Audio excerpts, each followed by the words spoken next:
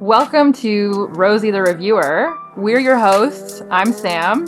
And I'm Maartje. And we like World War II media and we want to talk about it. Welcome back to Rosie the Reviewer. This week I'm doing the introduction because I'm really obnoxious. It's my birthday and today we're discussing 12 O'Clock High, a movie that came out in 1949.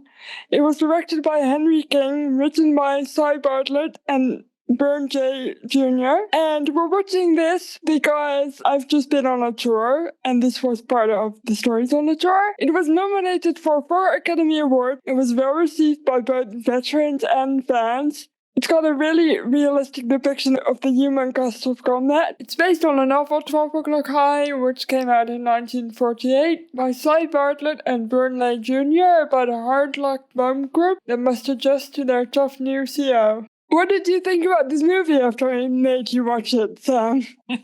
Well, happy birthday, first of all.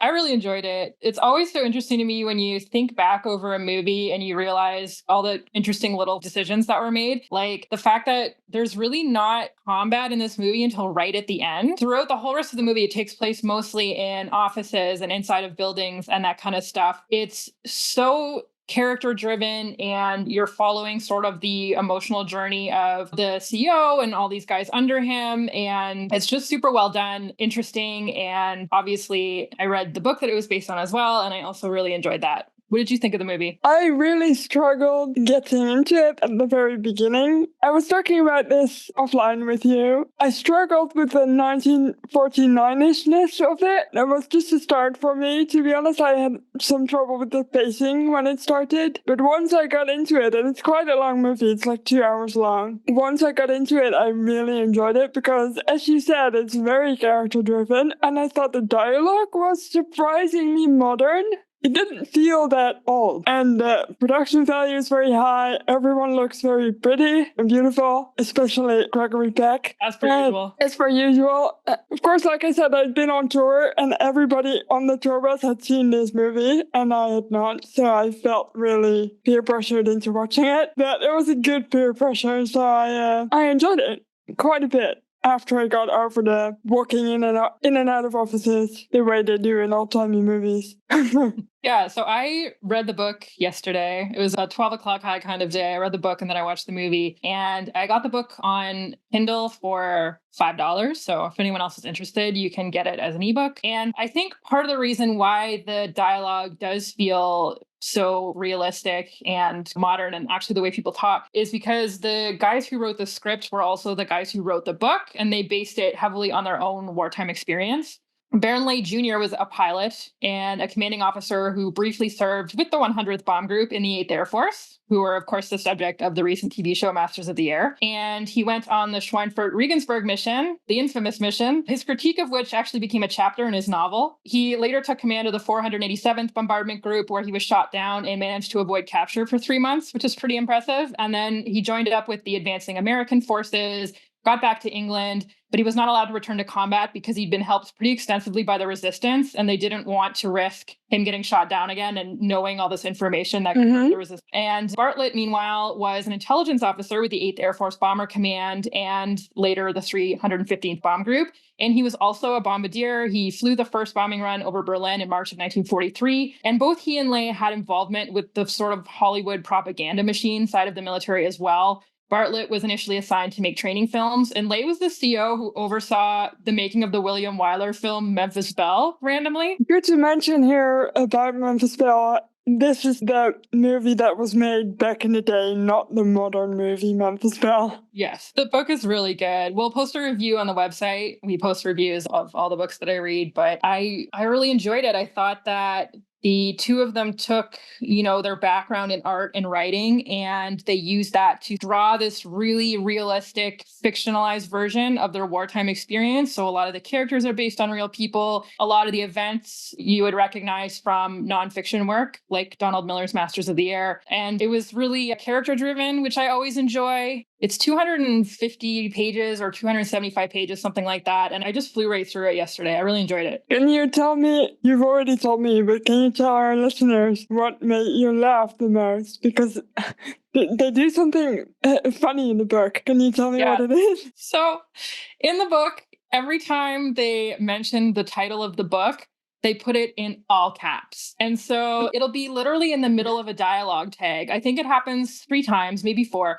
It'll be right in the middle of a dialogue tag where they're like, and then the bogeys were coming and they were at 12 o'clock high. It's all caps. Every time it happened, I was like, do I finish my drink? Where was your drink? Were you drinking? Was this a drinking kind of book? No, I was not drinking, regrettably. Always regrettable. I did think I might need a drink when I started the movie, but I'm okay now. And just I know there are a few people who listen to this. Shout out the people who love me who listen to this, even though they don't really care about World War II. 12 o'clock high refers to when you're, for example, in a bomber plane and you're looking out and you want to point out to everybody else where the fighter planes are coming. And so it's like a clock face. So 12 o'clock means that the bogeys are coming from straight ahead, and high means that they're kind of coming from above. And 12 o'clock high was the preferred method of approach for German fighter planes because early versions of the B-17 were not super well fortified in the front. Excellent. That's good knowledge. I know this by now, so I don't think to explain it to people, but this is good. Well done. Yes. So let's get into the movie.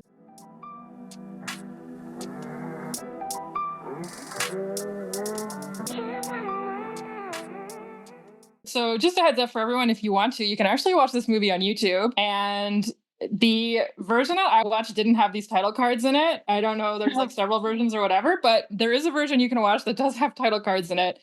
And one of them says, "This motion picture is humbly dedicated to those Americans, both living and dead, whose gallant effort made possible daylight precision bombing. They were the only Americans fighting in Europe in the fall of 1942. They stood alone against the enemy and against doubts from home and abroad. This is their story." I'm really confused that you didn't get the title card. Literally, it just started bang in the middle of a scene. I was like, okay, that's what we're doing.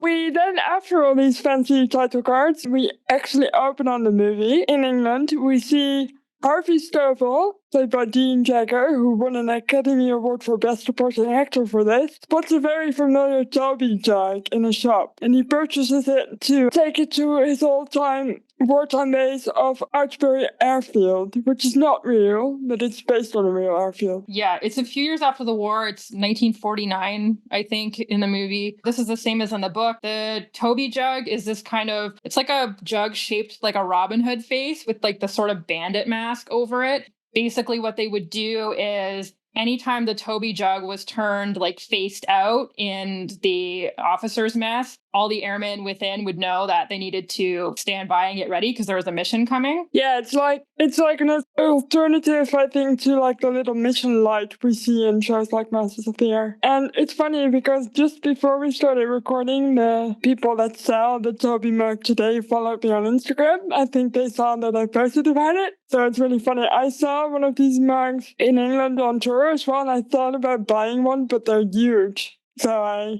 like, how am I gonna bring this home? They're like really big. And what would I drink out of this if not like a gallon of coffee? Listen, sometimes you need a gallon of coffee. Sometimes we here at Rosie the Reviewer need several gallons of coffee.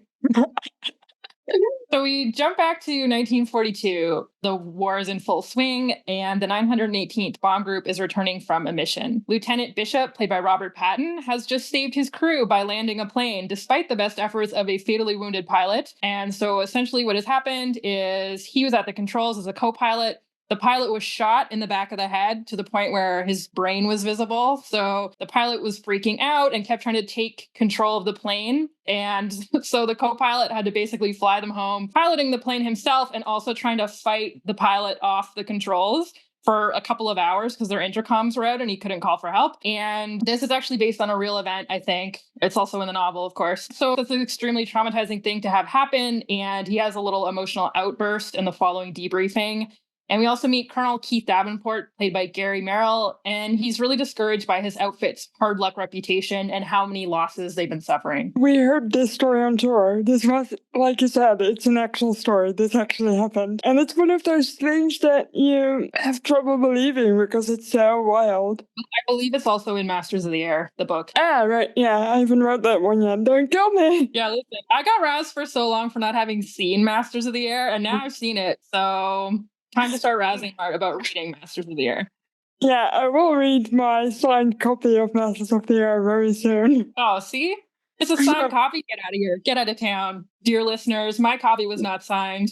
Not by Miller, though, by a couple of lovely actors that I will tell you about later. Awesome. So we did a little background reading on this. Apparently, in this scene, the B-17 gets belly landed, and stuntman Paul Mance was actually paid essentially an astronomical sum of money in 1949 to crash land a B-17 bomber for the film. I believe it was the most a stuntman had ever been paid for a single stunt. And they were unaware of a B-17 ever taking off before with only one pilot and no crew. So, of course, a lot of B-17s, unfortunately, would come back being landed by one pilot and sometimes not a lot of crew, but they weren't ever aware of one having been taken off that way. And they used, of course, a lot of real B-17s in the film because it was only a few years after the war.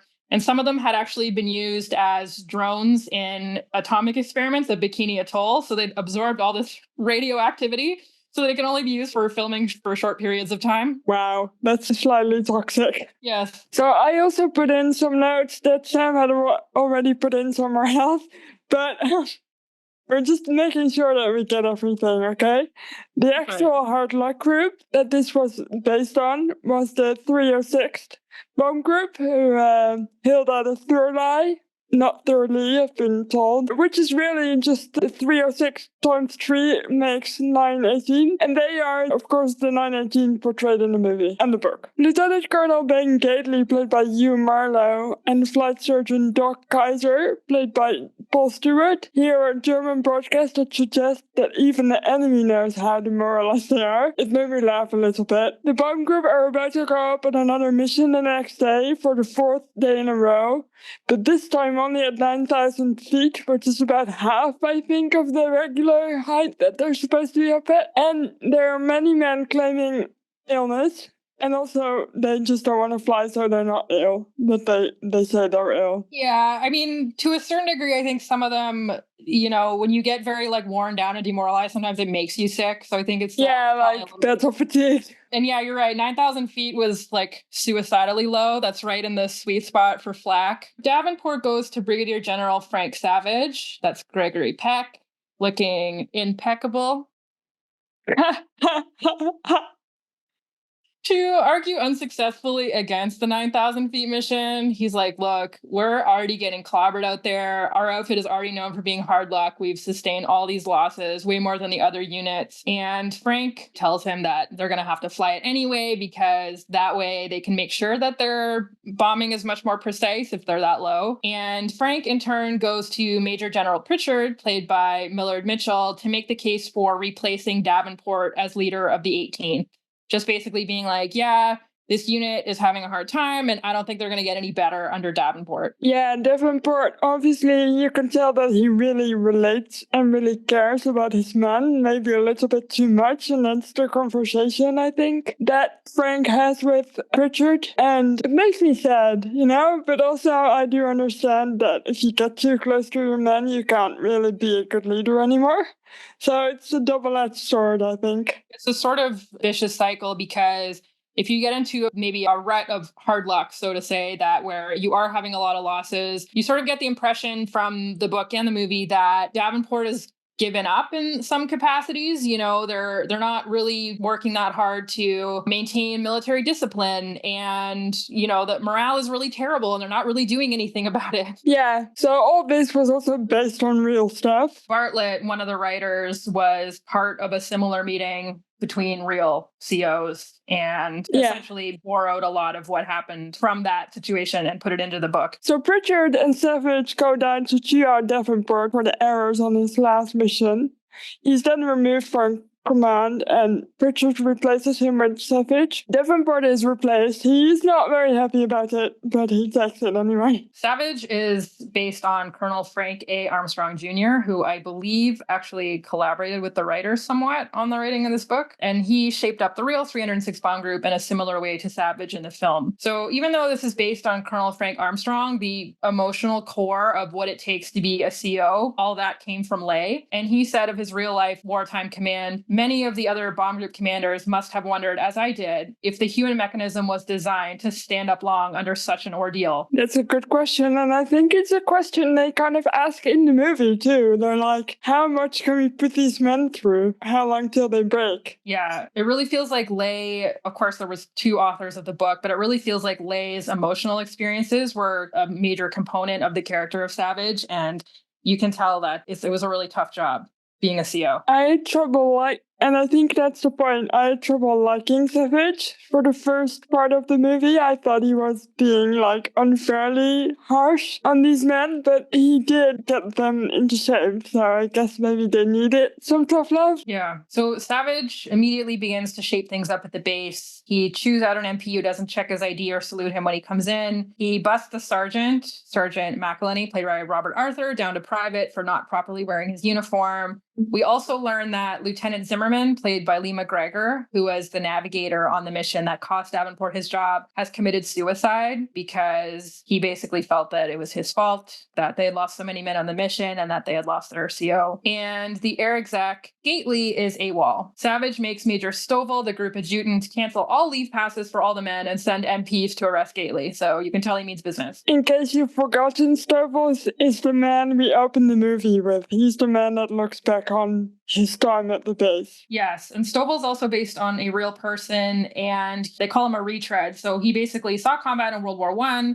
He came back again in World War II, but now, he's riding a desk because he's an older guy. Gately gets called into Savage's office. I think he's arrested, right? You just said, by military MPs. And he comes in and Savage puts him down to plane commander and makes him fly a plane called Leper Colony, where he'll be assigned all the worst crew members who cannot fly very well. Yeah.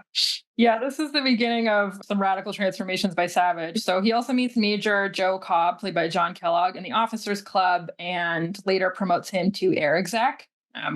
Which is Gately's old job. In the book, the character of Cobb is known for, in the past couple of months, as their losses have gotten worse, that's kind of manifested with him as anger. And so he's always picking fights with people.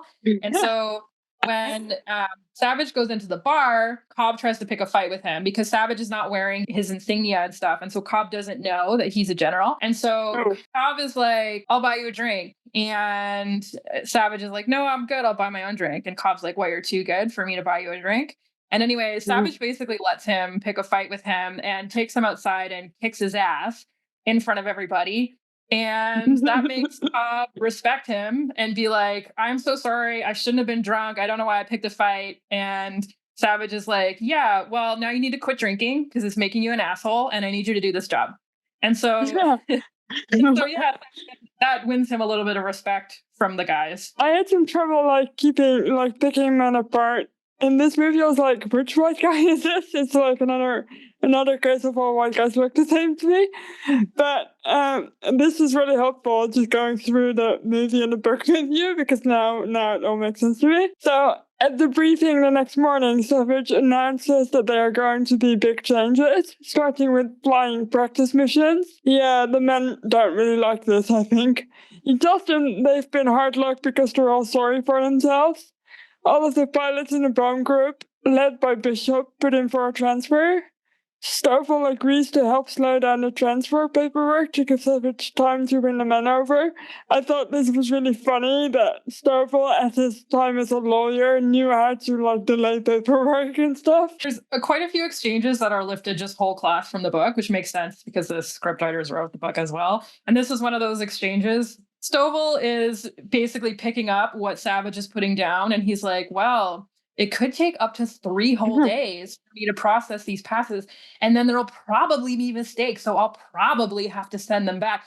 And then it may take me 3 more days to check them. Like he's obviously, it's subtext, He's probably one of the first men to kind of respect Savage out of all of them. He was a good friend of Davenport, I think, but he then, when Savage comes in, he's the only one not really resisting him as a leader. Yeah, I think Stovall knows that something's got to give, that the situation needs to some way. Yeah, maybe. Maybe also because he's got experience in stuff in war, and he can just see that they're all just not going to make it if they don't change. Gately tells his new crew of the leper colony that they are not going to be fucking up. And it's funny because in the book, it's sort of third person omniscient, so you get a sense of what everybody is thinking.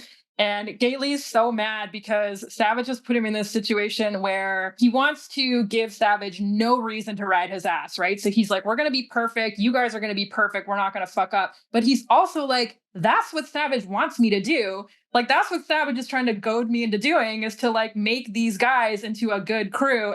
So he's so mad that he's in this situation where he has to make them good, but he really doesn't want to. He doesn't want to give Savage the satisfaction of making that work. Yeah. And so Savage flies 3 missions with the 918th with low losses because he's really running a tight ship. And in the book, you see him. The first mission, he doesn't actually fly the plane. He just kind of hangs out with the radio operator so he can look around and see what the formation is like and take everything in. And so all the guys are like, oh, he's just riding along. He's not even flying the plane. And so the next 2 missions, he does fly, and they start to kind of respect him a little bit as like a pilot, at least. Then on the following mission, they're supposed to be recalled, but the 918th is the only group that doesn't turn back. Savage doesn't turn them back. And he leads the group to the target alone. And he's really getting chewed out about it after, but also the brass are like, well, you shouldn't have done that, but also it's really good that you hit the target. And so the men start to respect him a little more. And Savage tries to talk to Bishop again because he knows that the men really respect Bishop. Obviously, they selected him as their spokesperson, and he won the Medal of Honor for that impressive landing that we saw in the first scene. But Bishop is sort of suffering combat fatigue at this point, and he doesn't want to fly anymore. So it's kind of a tough go. He wants to actually get out of the army, I think, even at this point. He just doesn't want to fight. Yeah. Can I just say, the scene where Savage is like, I guess I had radio issues. And then he says, I don't know, maybe the next mission I'll have radio issues again. Yeah. In the book, they reference how when he's getting out of the plane after that mission, he goes to the radio operator and gets the radio operator to help him like break the radio so that if look, it'll be like, oh, the radio was broken the whole time. Wow, what a rebel. But really, the bomb group really needed a win. So he did a good job in getting them at least a win. Yeah, and the huge thing too is that their unit's been taking more losses than anyone else. And a huge part of, especially in this era of the war, later on in the war, the Allies would get these long-range fighter planes, like the Mustangs, that would be able to escort the bombers all the way to their target. But at this point in the war, they can't go all the way. So the only way the B-17s can protect themselves is if they fly in a really tight formation, and that way they can all kind of cover each other. And so their formation had been not very good. And so because of that, they were losing a lot of planes. Savage comes in and makes them tighten everything up. And then now they're coming back and they're losing maybe 1 plane or no planes even, which is huge for them. Yeah, and there's a scene right at the beginning when he's just come in, and he has this conversation with one of the pilots who broke formation to save a friend, but he then calls it he betrayed his formation integrity or something because he left the formation, because that means that there's 10 less guns in the formation, which makes everyone more of a target. So it's a tough call, really, to decide between saving a friend or staying in formation. But staying in formation would help your friend also in the long run. And he also changes, right at the beginning, he changes everybody's bunkmates to be someone else, so they're not super friendly with the guy they're sleeping in the same room with. So he's trying to make them more professional and less friendly. It's a good thing and a strange thing that this actually happened in real life. Yeah, and this is a theme of Savage's character arc, I guess, because in the beginning he replaces Davenport because Davenport is too close to the men, and now we see Savage doing all these things to be like, we're going to be professional. It's not going to be buddy around here. Like, we're going to shape up. up and, be an army. And over the course of the movie and with what happens at the end, we see that Savage gradually realizes that you can't really maintain that degree of separation. And he really does care about the men and in a way that he previously might have thought was too much. I've got one other thing, but I didn't remember when it is in the movie. But there's a scene where Savage and Davenport comes back for a scene and they have a conversation. And Davenport says something to him like, just because I failed doesn't mean you should. And Davenport can see that he was actually too close to the man, and he thinks at that point that Savage might be able to succeed still. But you can see Savage slowly bonding with the man and becoming closer to them, and you can kind of tell that it's going to go in the same direction. I think it's really smart writing as well. Yeah, for sure. So the 918s have a mission over Germany, the first one actually, and they hit a target. And then as they come back, Savage finds out that a bunch of people and some ground crew people have stowed away on the B-17s and joined the mission. This made me laugh so much because one of them is, I guess, a sergeant that he demoted to private and keeps then promoting again when he does something really good. It's such a funny running joke in this movie. It really is. At one point, he says, next time you put on your sergeant stripes, better get ones with zippers. This guy, I think he got like the gunner's license or something, and then Savage finds out that he actually shot 2 or 3 planes, so he now has to promote him again, which I thought was really funny. Yeah, there's a funny scene in the book where Savage comes upon a bunch of the ground crew led by Stovall practicing machine guns in a field. And he's like, what are you doing? And Stovall's like, oh, we're just practicing because we're ground pounders. And what if at some point the base gets attacked and we don't know what end of the machine gun a bullet comes out? And Savage is like, okay, like weird, but carry on, I guess. And then after this mission, he realizes that they were all practicing so they could go up in the air on this first mission over Germany. And he's like, God damn it. This movie was a lot funnier than I thought it was going to be. And it's also sad at the same time. I don't know how they managed to be so modern in like comedic versus drama. It was really quite good. So Bishop's plane is shot down, which is a really tough blow for everyone because he was so respected by the men and so respected by Savage as well. Gately turns out to have fractured his spine bailing out on a previous mission, and he's flown 3 subsequent missions in serious pain. And so now he's in the hospital, and this prompts Savage to bury the hatchet with him and come and talk to him and basically be like, yeah, you know what? You did good. If you need anything, let us know. We'll get it for you. That scene was so... At first, when he goes into the hospital, he talks to all the other men, even though, obviously, what's his name? Gately has already seen him. He talks to all the other people in the hospital before he talks to him because he's obviously nervous about having to talk to Gately, not Blake. Right now.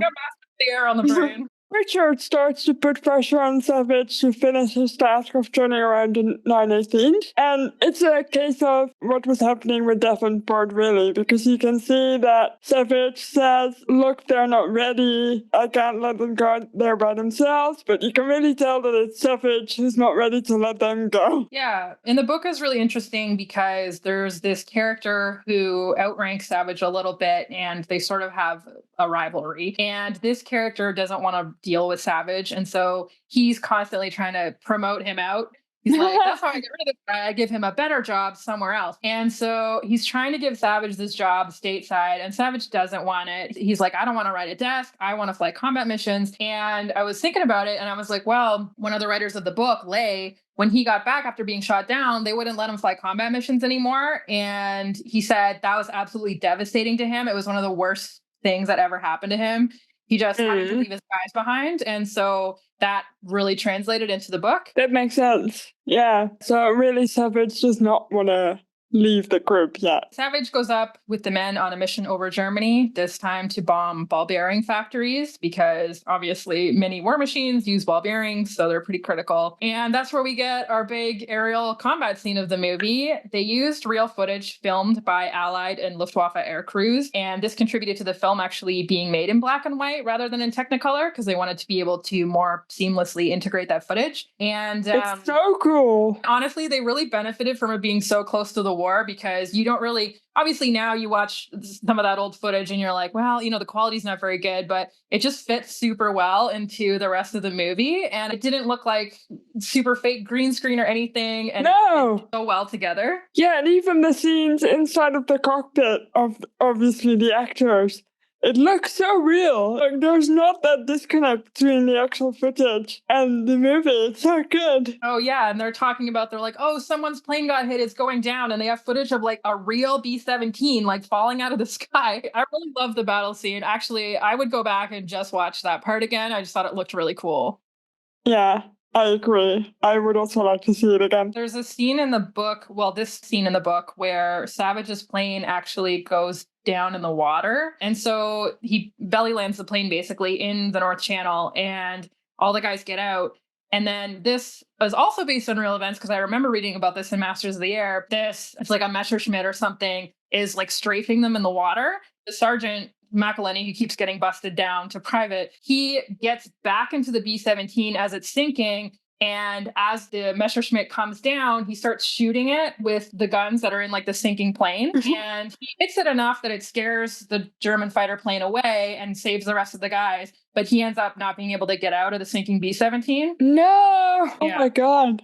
All right. I'm glad they didn't put that in the movie. I don't think I would have been able to survive that. Yeah, it was pretty sad. So on the next mission, Savage is about to join the rest of the crews into his own plane, and as he's trying to haul himself up, he can't do it anymore. He's clearly experiencing PTSD, really severely. Someone else pulls him out of it, and they try to put him into the jeep, and he freaks out for a minute, and then he goes really near catatonic until the mission returns. Davenport is there, and he tries to talk to him and take him out of it. I liked this quote in the movie. They were talking, I think it's the doc maybe is talking to Davenport, and one of them says that they can't believe that this happened, that basically he's reached his mental limit, and they say he was so full of fight at the briefing. And the other one says, you ever see a light bulb burn out? How bright the filament is just before it lets go? Wow. Yeah, that gave me chills. That's a really poetic line. Yeah.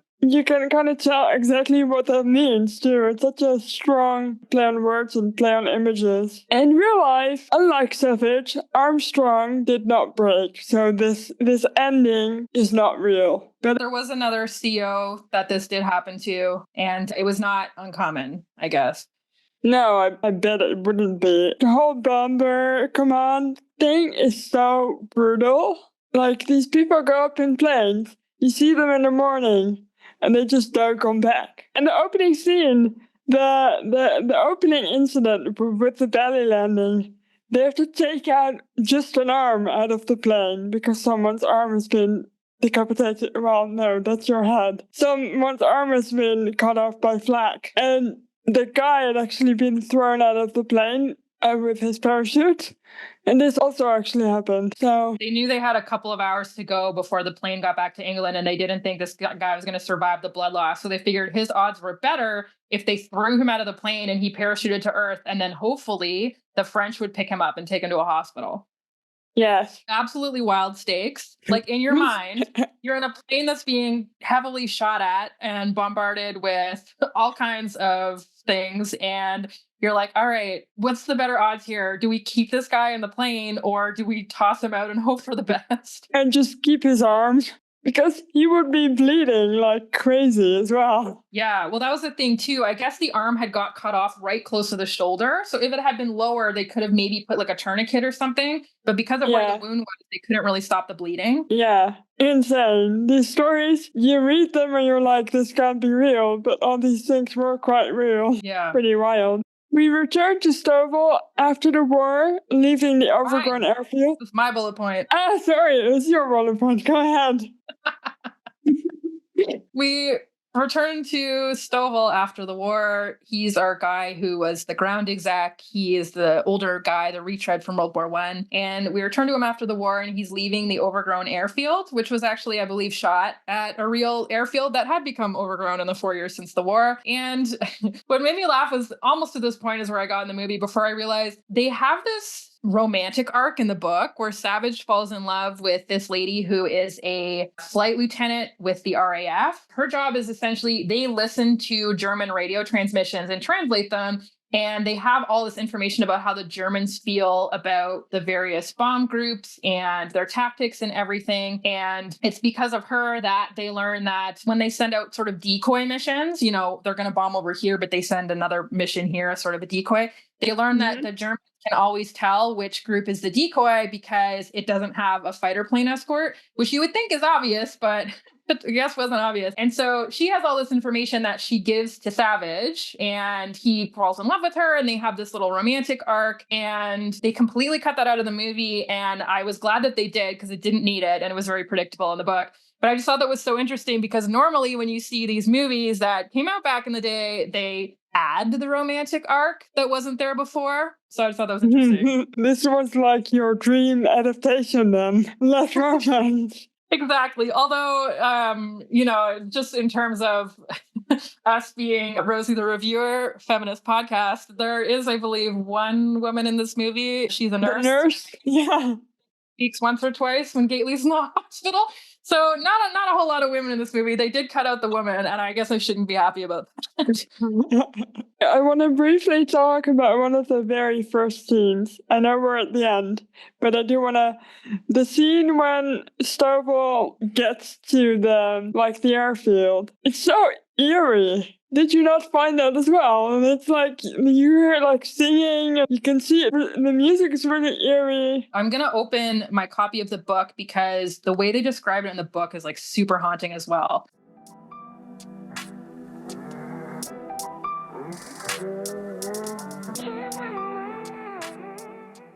A gust of wind blew back the tall weeds behind the hard sand nearest him, but suddenly Stovall could no longer see the bent-back weeds through the quick tears that blurred his eyes and slid down the deep lines in his face.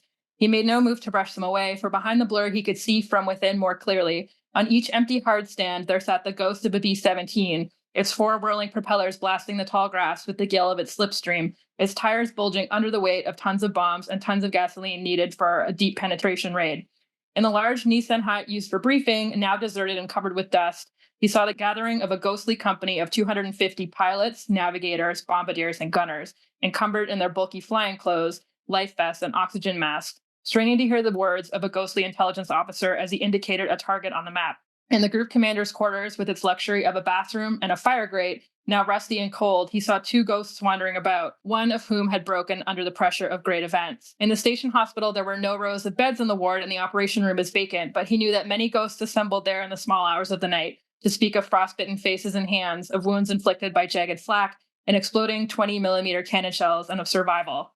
In the adjutant's office, Stovall recognized a middle-aged ghost, himself, examining the papers that flowed across his desk, telling the tale in brief reports and in cold figures of the ordeal of the rest of the ghosts who populated a small, self-contained universe, bounded by the limits of this deserted station, in which they had endured a terrible hour, and in which demoralization had threatened American arms with a shameful and disastrous defection.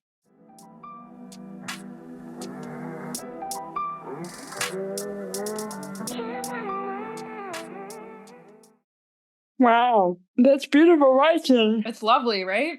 Yeah, that was the end and briefly the beginning of the movie again. Yeah, I enjoyed it more talking about it now than I did when I was watching it. Yeah, you get more time to sort of like marinate on stuff, you know? Yeah. In this episode, we don't really have loads of background information. But as I kind of bumbled my way through my opening earlier, I went on a tour last week set up by We Happy Fear 506. Shout out to them. And it was an 8th Air Force on film tour, so we saw loads of things relating to the 8th Air Force. And we saw loads of Masters of the Air stuff, which we will cover at some point. We're gonna do it eventually. But I just wanted to quickly just chat to you about the tour. So I know we haven't really talked about the tour yet together, so this is a first for you as well. I wish you'd been there, really. I think you would have really liked this tour. I will go on a tour at some point, I promise. It's just such an expense for me to travel 5,000 miles, but I would like to go at some point. We need a sponsor, guys. If anyone wants to sponsor us, So this tour, a big chunk of the tour had to do with Masters of the Air because we had, I want to say, 7 actors with us on the first day and 5 on the second day. So we had some lovely Masters of the Air actors with us, and in the morning we visited RAF Horen, which is the home of the 95th Bomb Group. And this was a really interesting place to visit. It's a museum now, but the base was actually rebuilt by one of the little boys that used to frequent the base when the Americans were there. So this lovely man had just passed away 2 weeks earlier, so we did not get to meet him. The flag was at half-mast as well. It was really sad. But they rebuilt like all of the Nissan huts and all of the buildings, and they had made a little museum out of the base, basically. And it was really good to go and see, and they had like a big scale model of the entire base. So you could see how huge these bases were. They were like actual villages, mostly. And we spent maybe an hour and a half, I think, at this base. And there was like a bar and you could have drinks. It was morning, but some people had some drinks. I mean, that would be me. That would be you. It was almost me, except I went to go and get my drink 10 minutes before we were supposed to get on the bus again. So I was like, do I want to have some alcohol right now, right before I have to be on the bus for an hour? So I did not. Obviously, when we got on the bus in the morning, the actors were introduced to us. Most of Rosie's crew, like the Rosie's Riveters crew, was with us on tour, and we also had Louis, who played Bubbles, and Bailey, who played Bailey, in another episode. So they were on the bus with us all day. And the next visit was Thor Rabbits, which of course you see in Masters of the Air. And this was probably my favorite thing of the entire weekend. We watched an episode of Masters of the Air with the actors, and then we had a Q&A with them, which is really nice. And there were just loads of, really lovely volunteers who... I love when people just share their passion with you, They're just there because they want to be and they want to keep these stories alive. We had a great presentation about the Munster raid before we watched the episode. And I got to climb the control tower, which was very scary, but also very cool. That's exciting. And they've completely rebuilt the control tower, so it looks exactly like it would have back in the day. And I don't know, I got up there. It took me probably a good 10 minutes to climb the stairs because they were very steep and very scary. But it was really nice to just overlook the base a bit. And then on the first on the Friday, each night we were in Cambridge. We went to the RAF pub called the Eagle, which is where loads of flyboys came back in the day. And in this pub, there's like loads of autographs of all different RAF personnel on the ceilings and on the walls. It's really neat. And it's really busy because Cambridge is such a student town, so it was really packed every single night. But it was really fun to just chat and drink and have a good time. And then on the Saturday, we had some not Masters of the Air stuff, but some other 8th Air Force stuff. So we went to RAF Kimbolton and we had some stories there. And then we also went at the same place to a bit of runway that still looks very much like a runway. So we stood on the runway for a bit. And it's so wide. You don't realize how wide these runways are. And Kimbolton is the home of the 379 bombardment group, so there's lots of different groups. And then after that, we went to Stirling, which is where the 306 is from. So the bomber group that inspired the 918s and 12 o'clock high. And it's a really small base, but it was really lovely. And we heard some more stories there. I don't have too many of these stories handy because for some reason, I cannot retain any information when I'm on tour. I'll listen. That just means that people have to go there themselves and pay a visit to these nice museum people and all these, and find out stuff. Our friend George, who was also on the podcast, had brought me A Wing and a Prayer. So I had the book with me and I got it signed by Louis, who plays Bubbles. I know it's not Crosby, but I still thought it was really cool. Yeah, that was really cool. I bought the Masters of the Air book as well to get signed by all the actors, so I have that as well. And they struggle to write my name. That was a hefty one too, isn't it? Like 700 pages or something. I mean, a lot of that is like appendixes and such, but yeah, it's a big book, but it was a really light paperback. version, so it wasn't too hard to bring with me. But I look forward to reading that at some point. I think I have the audiobook and the Kindle version as well, but I've just never gotten around to reading it, so I look forward to that. We also saw some accidental Spitfires fly over a couple times, so that was cool. You know, on the stores, what's the coolest thing for me is just the people. I don't know. That's probably why I never retain any information. I do listen. I'm just so focused on everyone around me that I don't keep it in my head for very long. And we finished the day by going to the Cambridge American Cemetery, where the actors got to lower the flag at the end of the day, which was really moving. Yeah, I always think it's interesting how, obviously not the case for every actor, but so many of the actors who appear in these war shows and war movies, this ends up being a role that becomes really emotionally important to them. And, for obvious reasons. I just think that's really cool. I feel like I would be the same if I were an actor. Like, I would get really super invested in the history piece. Yeah. And I didn't have this conversation, someone else had this conversation, but one of the actors said that initially he thought it would be just a nice weekend seeing his buddies again, because they had not seen each other for a while, and then they got into it, and then they became a part of the group, and they got talking to the volunteers, and they got really excited. So I love that for them too. These are all young actors still, and these roles were so formative for them, I think. So it was really nice to see them enjoy as well. And they were really surprised, I think, what a massive success Masters of the Air was. I don't think they realized that we were all going to be super excited to see them. That was really sweet. So I just thought I'd give you a quick rundown of what we did.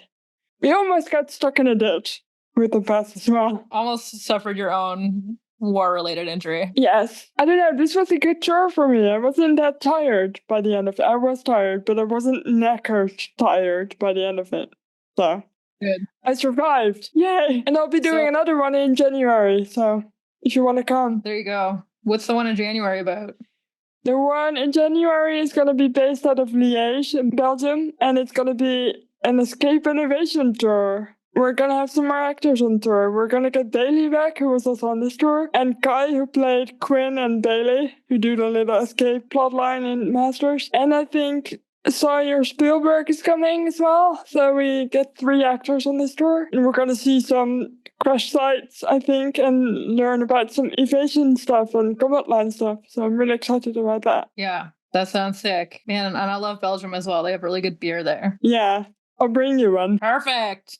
For 12% too. You drink 2 of them and you're like, well, I can't drive. I think they're going to do another Masters of the Air tour early spring as well. So they're just planning to do a similar one, but slightly different. So I guess I'm going to have to save lots of money to go on lots of tours. So that's been on my mind for the past week, because this is only a week ago. Usually we record weeks and weeks in advance and then post, but I think we're going to post this one. If I'm good at editing, we're going to post this one on Friday. So it's actually quite time realistic. That's not a word, but you know what I mean. Yeah, that'll be great.